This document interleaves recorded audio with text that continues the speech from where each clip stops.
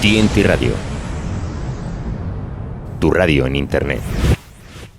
Today we are with Timmy Roth, member of the band The New Roses, a German band known for his good hard rock. In general, in Europe, they have now a great position in this field in Europe, and we're going to talk about his debut album, which will be released in October. Yeah. And first of all, I want to ask you some questions about your band. Okay. When I hear your music, your lyrics, and in general, I think that you're amazing. You have a lot of influences from other bands and great bands, of course. And but let me ask you one question first.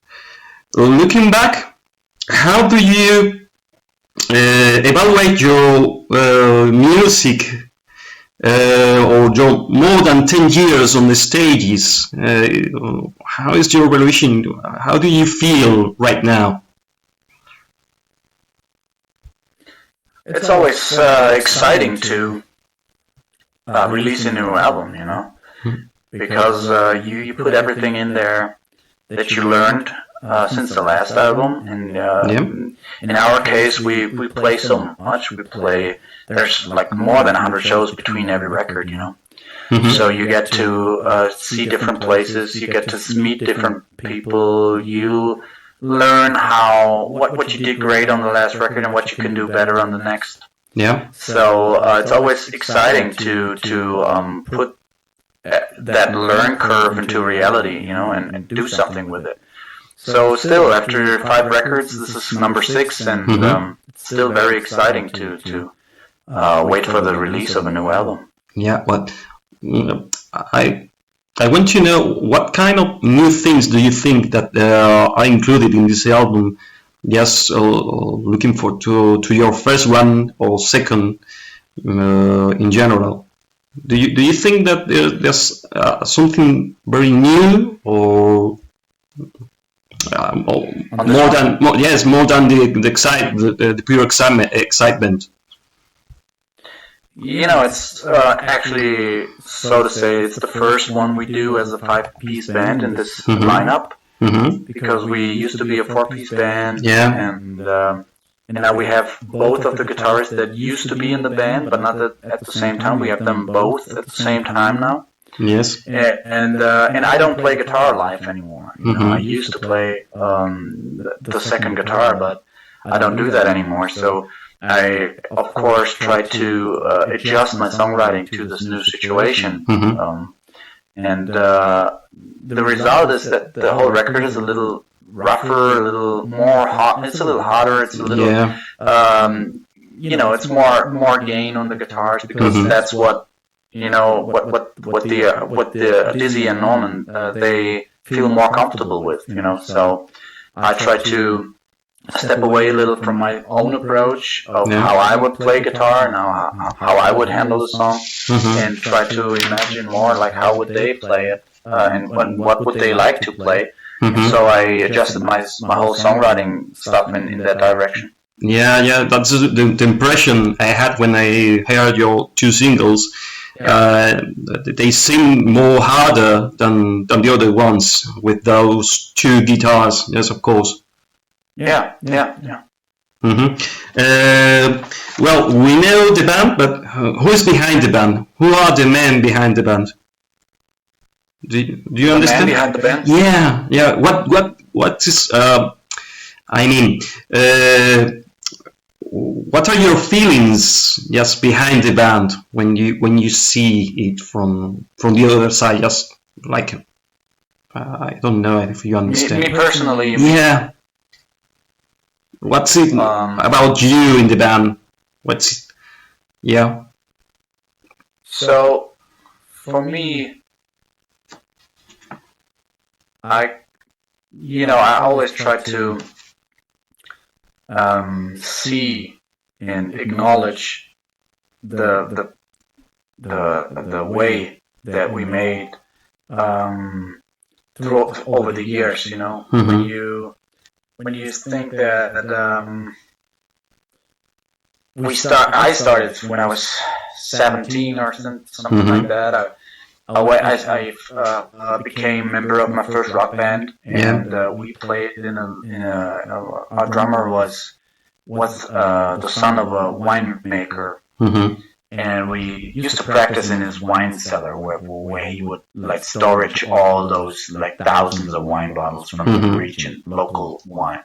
Yep. So I always remember that time when you would sit in that rehearsal room and you covering Jethro Tull or whatever. Yeah. And I would think like I want to get away here. I want to get out of this because I will never forget those labels from those wine bottles, and it constantly reminded you like you're in your hometown because the wine was from the hometown.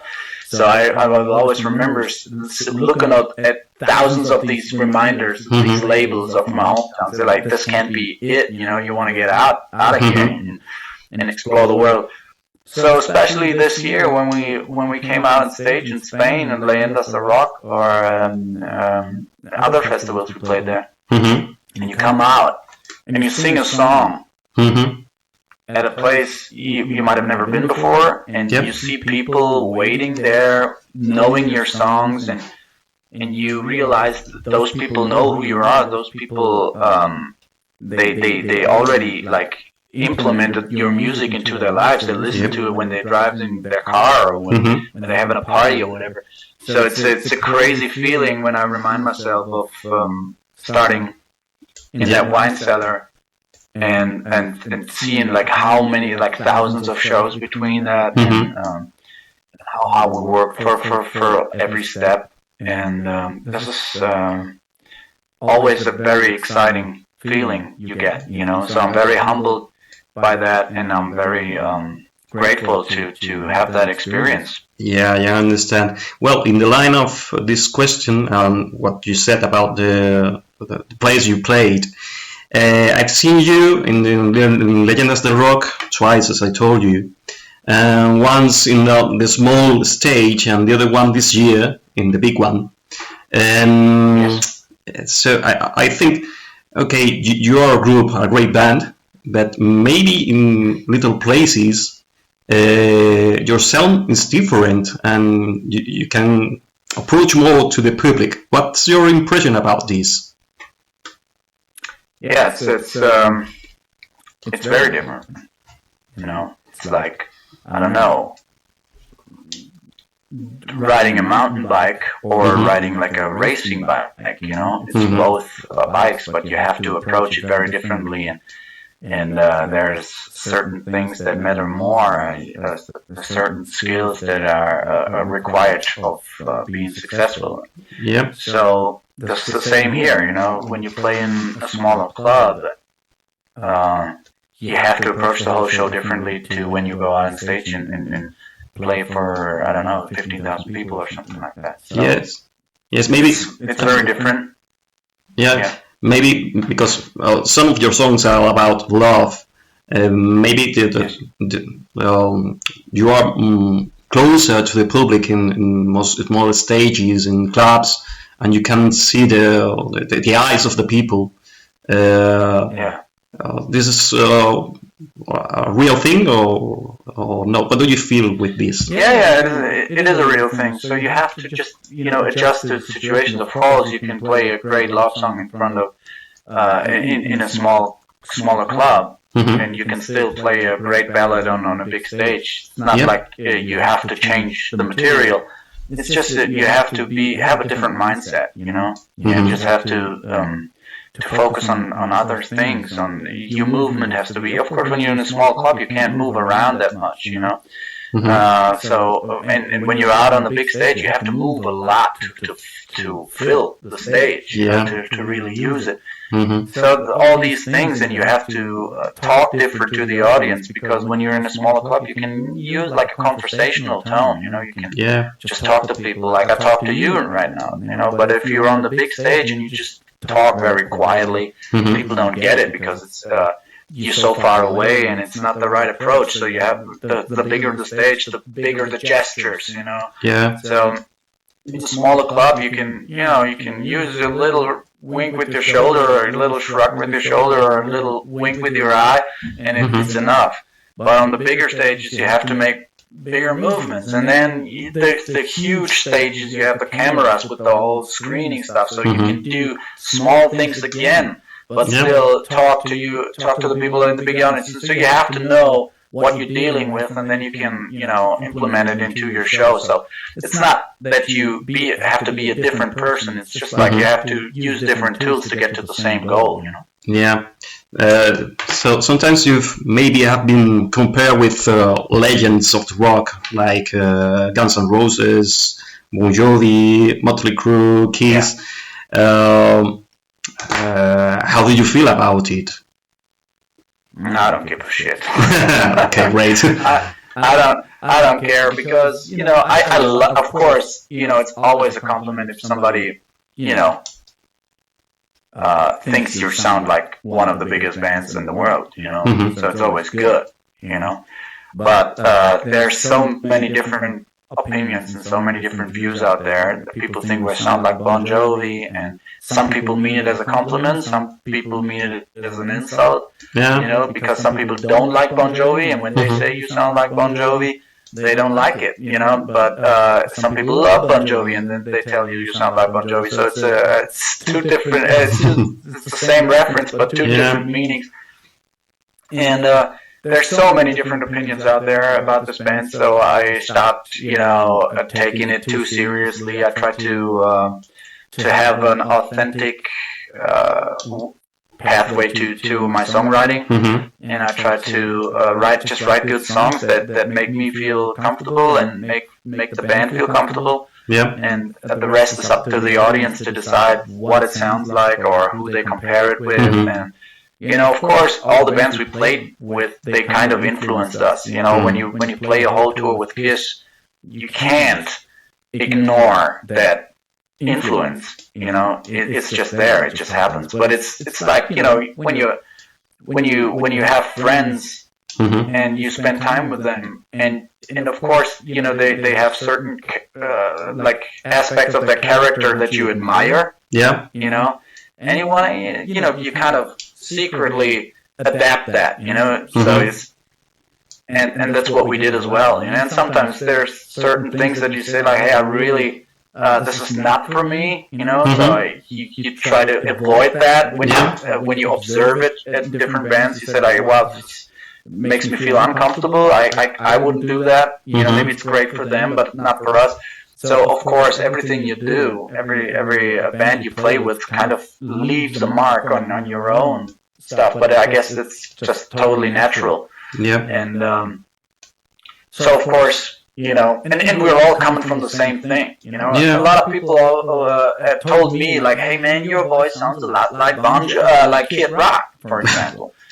And I said like, "Hey, it's not that I copy Kid Rock, but I guess Kid Rock likes the same stuff that I like." Yeah. Kid Rock loves Bob Seger, and Kid Rock loves Leonard Skinner, and I do too. So we kind of end up having the same influences. And that's why we take a similar approach to music. It's not like I just listen to Kid Rock and I just copy him, but we all come from the same source, and when you trace it back, you can ask Kiss or Bon Jovi or whatever, they all like the blues. Everybody likes Muddy Waters. Everybody loves, all those guys. Nobody would never appreciate Robert Johnson or something like that. So it's just like how you, build your picture, which colors. We all paint with the same colors. Yeah. But it's in the end, it matters like how you use those same colors, Yes. And sometimes it's similar result, and sometimes it's very different, but I guess we're like American rock and roll music, it all comes from the same thing, Yeah, I guess that in the new album, there's a lot of things like this, so with your own sound, and but a new sound as well. But that's maybe the biggest challenge for me as a songwriter, to kind of give people what they expect, but still surprise them. Yeah. You know, so it's you don't want to be too close to what you did before, but you don't want to get too far away. And it's always, you know, the more records you make, the smaller the gaps become, where you can add something new, but stay on the same track. You know, so the challenge, I can really feel it on the album number 6 now, that those gaps get a lot of smaller. I remember writing this on the second album, the Dead Man's Voice album, and the opportunities were just huge, you know, because you just did one record and there were so many gaps left that you can fill. But after 6 records, it's a lot more difficult. I understand. So let me ask you about your 2 singles. First of all, I listen When You Fall in Love, yes, deeply, and I think it's a great description of what is love, really. But why another love song? Why? It's because there are a lot of them. Why did you try to express in a different way? First of all, I think it's maybe the most important topic in music. Yeah, I agree. Like of all time, and it doesn't matter the genre. So I think Bob Marley wrote great love songs, and I think, you know, Marvin Gaye sang great love songs, and I've seen great love songs performed in the opera. Yeah. So I think, like, and there are so many aspects of love, you know, like this song in particular is a song about like seeing somebody for the first time, and realizing that chemistry and being totally overwhelmed with this energy, chemistry, whatever is going on. Yeah. But there are like countless aspects to love, like the first, and like, you know, you can write a song about love, being in love, or love somebody for many years, and it's a totally different kind of love that you feel when you first meet somebody. Yeah, the first sight. And there's healthy love, there's like unhealthy love, there is a broken heart, there's a burning heart, there's so many aspects, and it never gets old. And I guess because it's maybe the most important feeling, one of the most important feelings in the world for people in general, so I would say it's a topic that would never go out of fashion. But it's always like how you approach it. When you have the feeling that you talk about something that people already have been talking about, but you find a way to, you know, to give it a new vibe, you know, then you can totally do it. So yeah, when I love soul music, and when you listen to soul music from the 60s, it's 90% the same topic, you know, but I would never say it bores me, you know. So, and this band, we always had a love song on a record, and we always write road songs on all of our records, like being on the road. And I always write songs about my teenage days and how I, you know, about my upbringing. And so we kind of, you know, we stay in a frame of topics, but we always try to give it a new twist. So as long as that's possible, I don't see a problem with. No. As long as I feel like I'm not repeating myself here, you know. No, that's true. Yeah. But love is dangerous, and so that's why you are attracted to love, no, or to danger. So what is danger? Yeah, sometimes, yeah. So what is danger in love? What can you tell me something about that song, Attracted to Danger? Because it was deep in my heart when I hear it. I said, okay, it's great. Yeah, that particular song, it's just about like you kind of already know that sometimes you feel attracted to somebody and you know this person's not going to be good for you. It's not, this is not the kind of person you can actually trust. Yeah. You should be with, but something about them just, attracts you, and you just can't keep away from that. Yeah. So that song is about that, and how you see Mm-hmm. all the alarm signs, and you see all the danger. You're in trouble, but you do it anyway. Mm-hmm. So this is what this song is about. Yeah. So there's a lot of red flags, but you know them. It's a poison that you want to drink, even that I know I'm gonna fuck this up, but I mean, okay. This is what I gotta do. Let's go. So, what can you tell us more about your new album, apart from these 2 singles, if you can? Like I said, it's way rougher and more harder than the last one, and that's of course because we got 2 guitarists now that like to do the harder stuff more than I did, and we got a ballad on this record. It's the first a duet. We got a duet on this record. It's the first duet in the history of the band. Yeah. And it's the 6th record, so it's loaded with experience from 5 other records, Yeah. So, well, let me say that the first time I hear you, I think to myself, okay, there are more Americans than I've done the American bands, because it was amazing when I hear that the country, soul, and sounds from southern part of North America. It's okay, it's amazing, and but it's great. So maybe your fans in Spain are willing to, of course, to hear the new album, but to see you again. Will it be a third time in Spain next year, maybe?